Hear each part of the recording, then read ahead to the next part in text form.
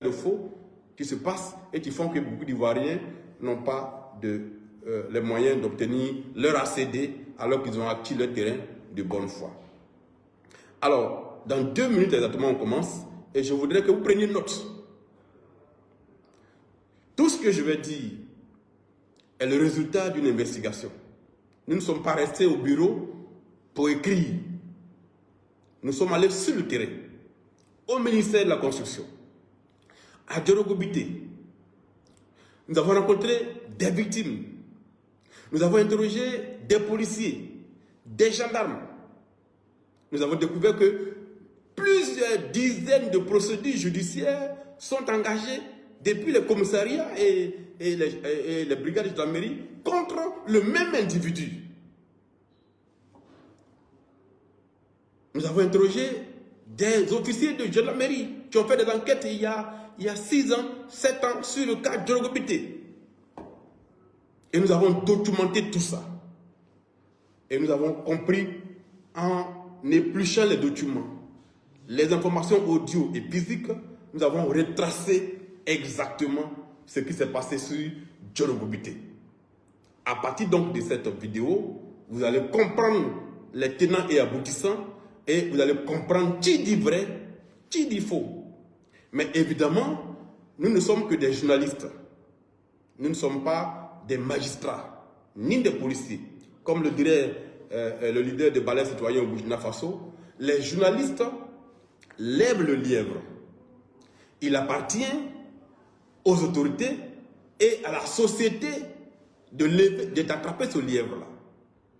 Donc, ce que je vais faire ici peut servir d'élément d'une éventuelle enquête demain. Le ministre de la Construction m'a informé qu'il avait demandé 2 enquêtes. Une enquête policière et une enquête interne qui est réalisée par l'inspection générale du ministère de la Construction. Notre enquête à nous n'est pas forcément dans le même sens ou avec les mêmes règles que celles qui sont menées par l'inspection et la police. Nous avons fait une enquête journalistique. Donc, je m'en vais vous livrer les résultats. Affaire Djorogobité 2. La face cachée d'un processus d'expropriation. Affaire Djorogobité 2. La face cachée d'un processus d'expropriation. Et donc, chers Ivoiriens, la justice élève une nation. Le péché ou la corruption fait le malheur des peuples. La corruption est la honte des peuples. C'est une parole qui est tirée de la Bible. Je suis Assalé Tiemoko Antoine, journaliste d'investigation, fondateur du journal L'Éléphant déchaîné.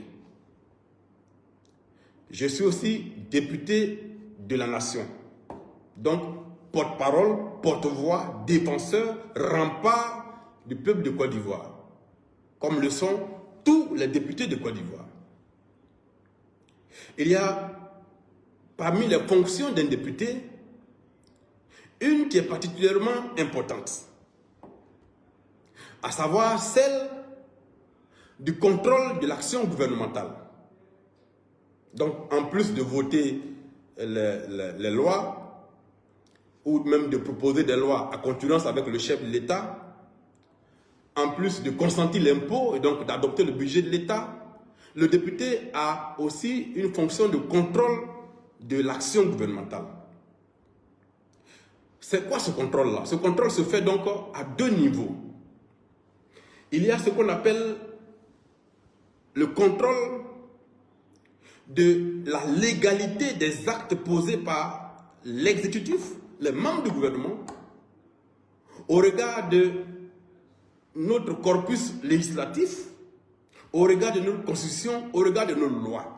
C'est ce qu'on appelle le contrôle de la légalité. Donc le député s'assure que les actes posés par les membres du gouvernement sont conformes aux lois qu'il vote. C'est un contrôle. Le deuxième contrôle, c'est le contrôle de l'impact de la décision, ou bien des décisions de l'exécutif sur la qualité de vie des populations.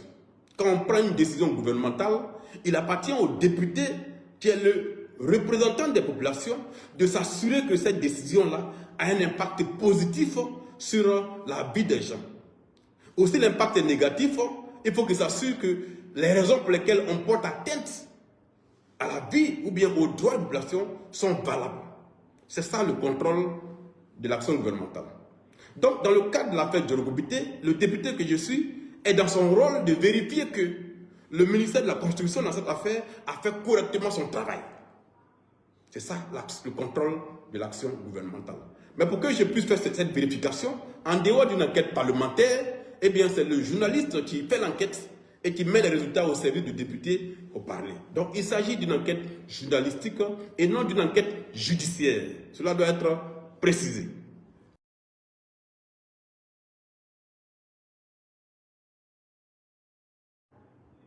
Dans notre pays, dans le dernier rapport de 680, parmi les pays les plus corrompus. Donc notre rang s'est amélioré. Et en 2023, on était 87e. Et en 2024, nous sommes passés au 69e rang. Donc il y a un effort qui a été fait en termes de lutte contre la corruption. Mais ce classement-là n'est pas lié à un processus de sanction ou de lutte dans les faits contre la corruption. Il est surtout lié à la prise de décision, je dis.